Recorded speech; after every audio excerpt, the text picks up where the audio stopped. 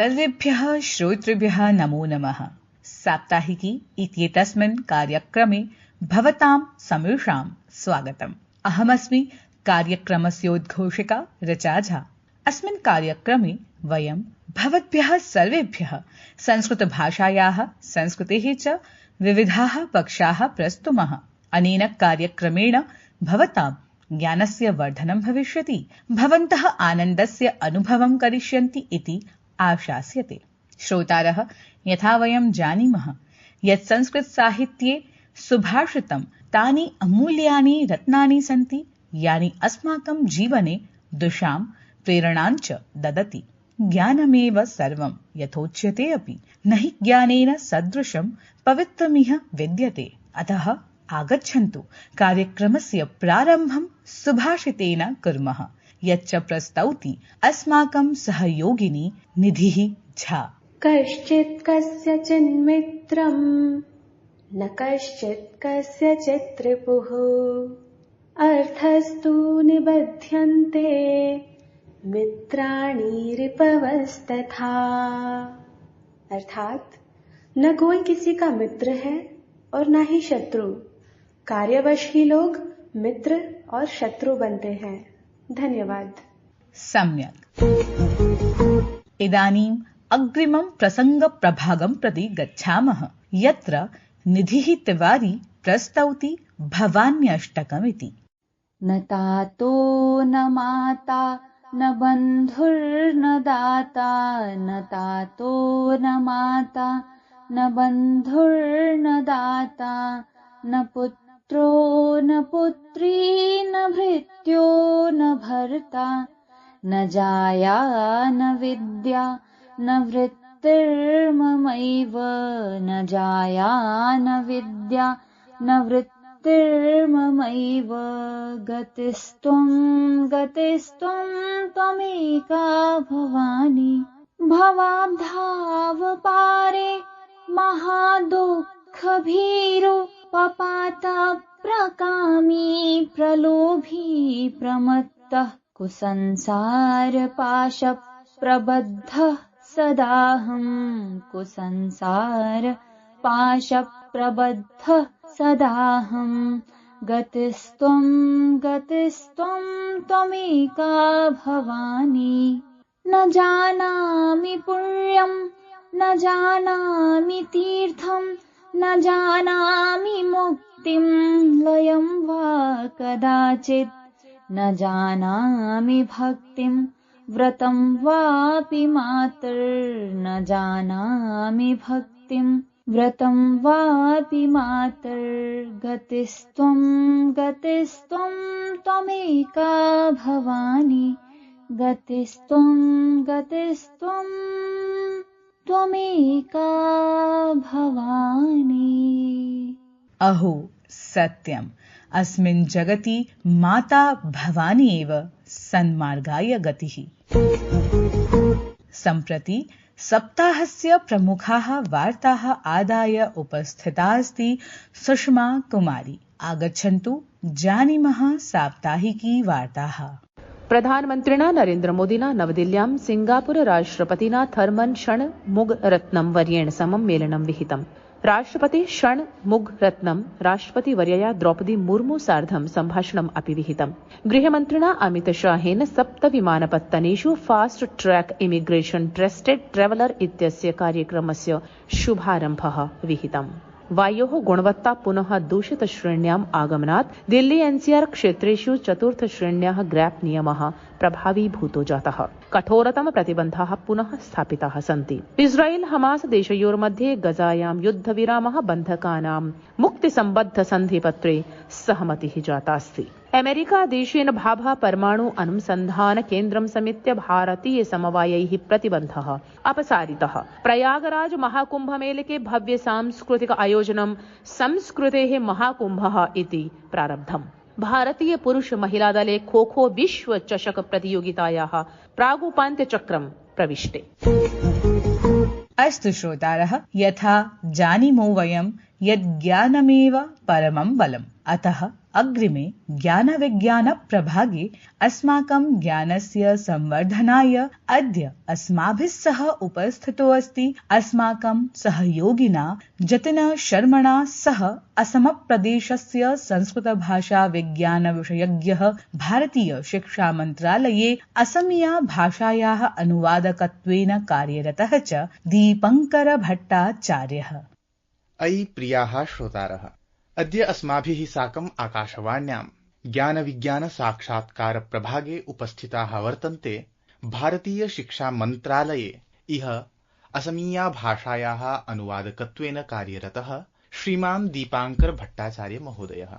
श्रीमान्, अत्र स्वागतमस्ति भवताम् अस्मिन् संस्कृत साप्ताहिकीति कार्यक्रमे। धन्यवादाः, नमांसि।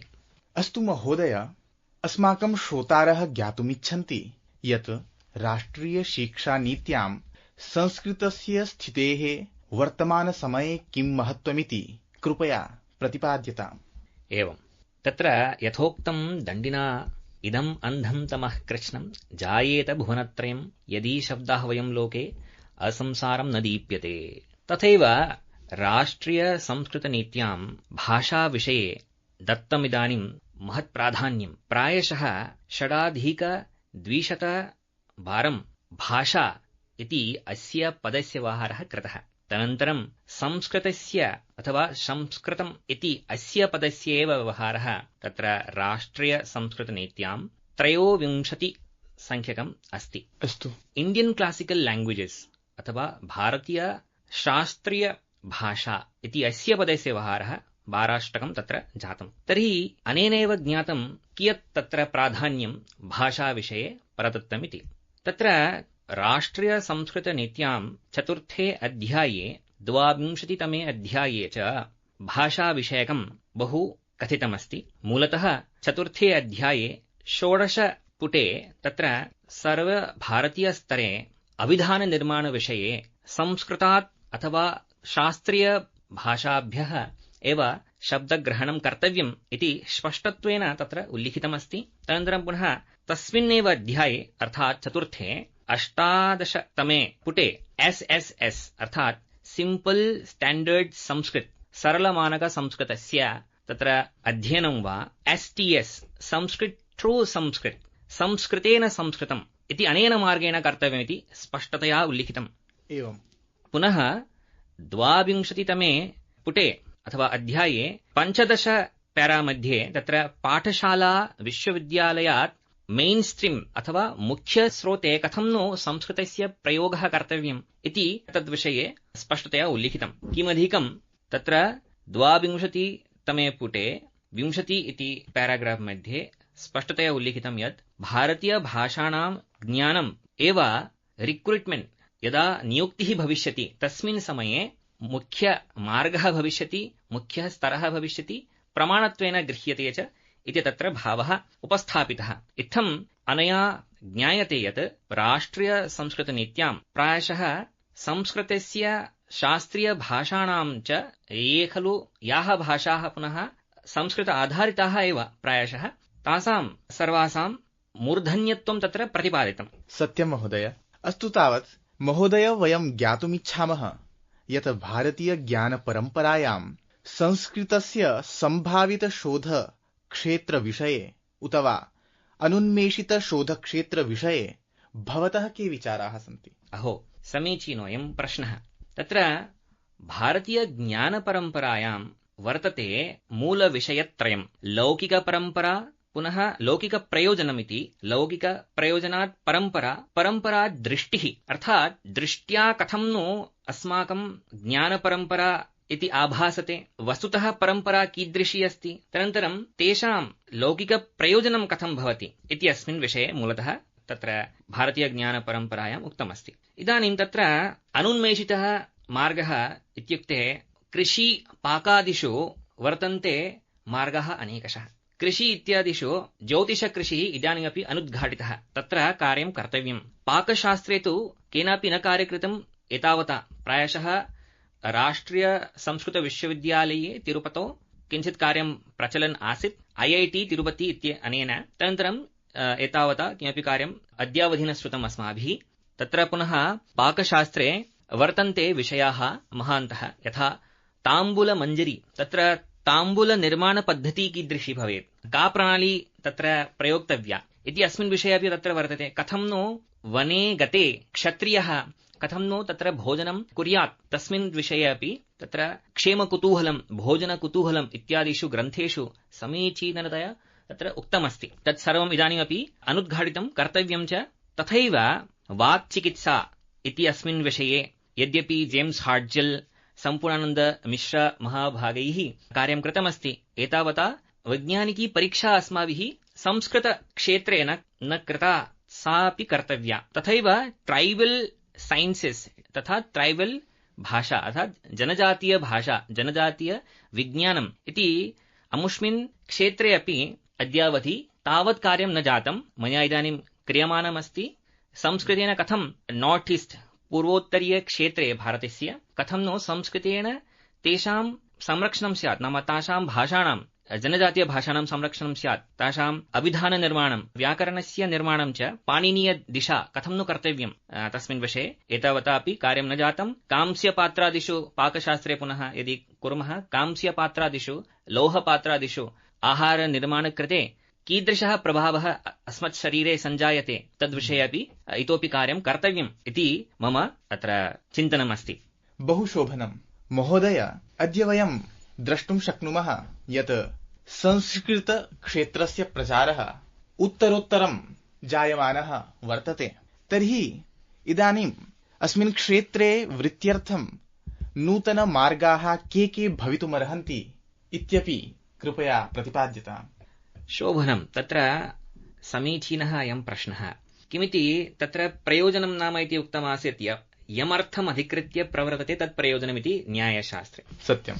अस्माकं मुख्यप्रयोजनं तु पुरुषार्थसिद्धिः, नाम धर्म अर्थ काम मोक्षपर्यन्तम् अस्माकम् अयं मार्गः।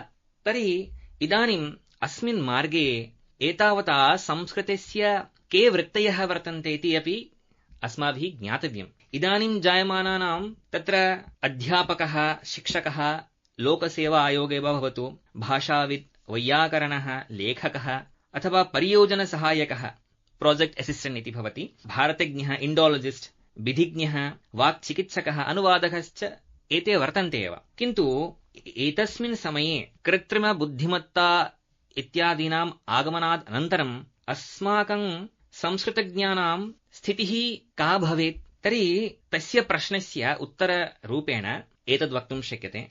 प्रथमं तत्र वैकल्पिक ऐतिहासिकः। वैकल्पिक ऐतिहासिको नाम आल्टर्नेटिव् हिस्टोरियन्। संस्कृतज्ञाः वैकल्पिक ऐतिहासिकाः भवितुम् अर्हन्ति। भारतीयज्ञानपरम्पराविद् IKS स्पेशलिस्ट् भवितुम् अर्हन्ति। संस्कृत सङ्गणकभाषाविद् अर्थात् संस्कृत कम्प्यूटेशनल् लिङ्ग्विस्ट् NLP तन्त्रज्ञाः भवितुम् अर्हन्ति। कृत्रिमबुद्धिमत्तया पाठनं कर्तुं शक्नुवन्ति। मोटिवेशनल् स्पीकर्, प्रेरकवक्तारः संस्कृतज्ञाः भवितुम् अर्हन्ति। अवश्यमेव गीतां स्वीकृत्य, उपनिषदं च स्वीकृत्य प्रेरकवक्ता। प्राचीनकृषिविशेषज्ञाः भवितुम् अर्हन्ति। तर्कविशेषज्ञाः अपि भवितुम् अर्हन्ति।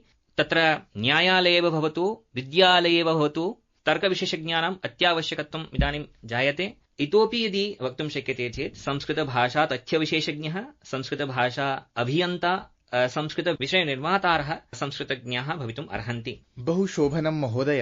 अद्य भवद्भिः अस्माकम् आमन्त्रणं स्वीकृत्य अत्र आगत्य वयम् उपकृताः। एतदर्थं वयं भूयो भूयशः आकाशवाणीपक्षतः धन्यतावादं ज्ञापयामः। धन्यवादाः। संस्कृतज्ञानां सर्वविषये शस्त्रे शास्त्रे सङ्गणके च आधिपत्यं स्यात्, तदेव सकामनया अहं धन्यवादान् व्यहरामि। सर्वेभ्यः नमांसे। निश्चयमेव आसीत् ज्ञानवर्धकः अयं संवादः। अयि प्रियाः श्रोतारः, अधुना क्रमो वर्तते संस्कृतदिग्दर्शनस्य। यथा कथ्यते अपि संस्कृतं भारतस्य वैभवम्।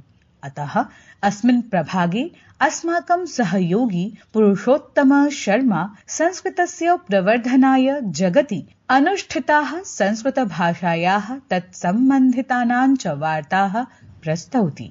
केन्द्रीय संस्कृत विश्वविद्यालयेन ऐषमः कुलपति पुरस्काराणां घोषणा कृता। एते पुरस्काराः 7 श्रेण्यां विभक्ताः सन्ति। केन्द्रीय संस्कृत विश्वविद्यालयेन राष्ट्रिय युव दिवसावसरे 3 दिवसीया राष्ट्रिय संगोष्ठी समायोजिता। अस्यां संगोष्ठ्यां शास्त्रपद्धतिः, शास्त्रदृष्टिः, शास्त्रशिष्टिः चेति विषयाः परिचर्चिताः। श्री लाल बहादुर शास्त्री केन्द्रीय संस्कृत विश्वविद्यालयेन 10 दिवसीय राष्ट्रिय प्राकृत व्याकरण कार्यशाला आयोजयिष्यते। एषा कार्यशाला आगामी शुक्रवासरे आरप्स्यते। अयि श्रोतृवृन्दाः, चलामस्तावत् बालश्रोतृभ्यः समर्पिते अग्रिमे बालावल्लरी प्रभागे। एतत्तु सर्वैः श्रुतम्। उत्तिष्ठत, जाग्रत, प्राप्य वरान् निबोधत। अतः एतत् वाक्यं मनसि निधाय आगच्छन्तु, शृण्मः अद्यतनीया स्वामी विवेकानन्द सम्बद्धा एका कथा, या प्रस्तौति अस्माकं सहयोगिनी साधना शर्मा। बालाः, अद्य अहं स्वामिनः विवेकानन्दस्य एकां कथां श्रावयामि। एकः जनः विवेकानन्दम् अवदत् यत् अहं परिश्रमं करोमि, किन्तु सफलतां न प्राप्तुं शक्नोमि। विवेकानन्दः तं स्वकुक्कुरं भ्रमणार्थं नेतुम् आह। यदा सः पुनः कुक्कुरेण सह आगतवान्, तदा कुक्कुरः श्रान्तः आसीत्, परन्तु तस्य जनस्य मुखं प्रकाशमानम् आसीत्। तस्य कारणं पृष्टवान् स्वामी विवेकानन्दः। तर्हि सः जनः उक्तवान् यत् अहं तु मार्गे गच्छन् आसम्, किन्तु कुक्कुरः वीथिषु कुक्कुराणाम् अनुसरणं कुर्वन् आसीत्। एतद् एव जीवनस्य रहस्यम् उक्तं स्वामिना विवेकानन्देन, यत् गन्तव्यं गन्तुं स्थाने अन्येषां पश्चात् न धावतु, स्वं परिज्ञाय गन्तव्यस्य स्वयमेव निर्णयं कुरु, अग्रे च सरत, अनेन सफलतां प्राप्स्यति। धन्यवादः। समीचीना एषा कथा। प्रियाः सहृदयाः श्रोतारः, इदानीम् अग्रिमः प्रभागो अस्ति एकं भारतं श्रेष्ठं भारतम् इति, यत्र अस्माकं सहयोगिनी मुदिता वेतालः श्रावयति संस्कृत, हिन्दी, मराठी भाषासु नानाविध वाक्यानि। प्रथमं वाक्यमस्ति, सूर्यस्य गतिम् आधृत्य संक्रांति पर्व परिपाल्यते। पहला वाक्य है, सूर्य की गति के आधार पर मकर संक्रांति मनाई जाती है। मराठी में सूर्याच्या गती अनुसार मकर संक्रांति हा पर्व साजरा होतो। द्वितीयं वाक्यमस्ति, सौर माघ मासस्य प्रथमे दिने मकर संक्रांति पर्व आमान्यते। दूसरा वाक्य है, सौर माघ महीने के प्रथम दिन मकर संक्रांति मनाई जाती है। मराठी में सौर माघ महिन्याच्या पहिल्या दिवशी मकर संक्रांतीचा सण साजरा केला जातो। तृतीयं वाक्यमस्ति, अस्मात् दिनात् सूर्यः मकर राश्यां संचरति। तीसरा वाक्य है, इस दिन से सूर्य मकर राशि में प्रवेश करता है। मराठी में या दिवसापासून सूर्य मकर राशीत प्रवेश घेतो। चतुर्थं वाक्यमस्ति, मकरस्थे सूर्ये उत्तरायणम् अपि प्रारभते। चौथा वाक्य है, सूर्य के मकर राशि में प्रवेश करने पर उत्तरायण आरंभ होता है। मराठी में सूर्याच्या मकर राशीत प्रवेशानंतर उत्तरायण प्रारंभ होतो। पंचमं वाक्यमस्ति, भारतस्य विविध भागेषु अस्मिन् दिने बहवः कार्यक्रमाः आयोज्यन्ते। पांचवा वाक्य है, भारत के विभिन्न भागों में इस दिन अनेक कार्यक्रम आयोजित किए जाते हैं। मराठी में भारताच्या विविध भागात या दिवशी पुष्कळ कार्यक्रम आयोजित केले जातात। धन्यवादाः। अहो सम्यक्, भवत्यै साधुवादाः। अयि श्रोतृजनाः, अधुना आगतो अस्ति समयः प्रस्थानवेलायाः, किन्तु अग्रिमे सप्ताहे अस्मिन्नेव काले एकम् अभिनवम् अङ्कमादाय पुनः उपस्थास्यामहे। किन्तु स्मर्यताम् यत् भवतां सहभागित्वं समर्थनमेव अस्मान् प्रेरयति। अतः भवन्तः सर्वे स्वीय जिज्ञासां प्रतिपुष्टि प्रक्रियां च अवश्यमेव प्रेषयन्तु। अस्माकम् ईमेल सङ्केतो वर्तते nsdsanskrit@gmail.com इति। गमनात् प्राक् प्रार्थयामि यत् सर्वे भवन्तु सुखिनः सर्वे सन्तु निरामयाः इति ओम नमो नमः।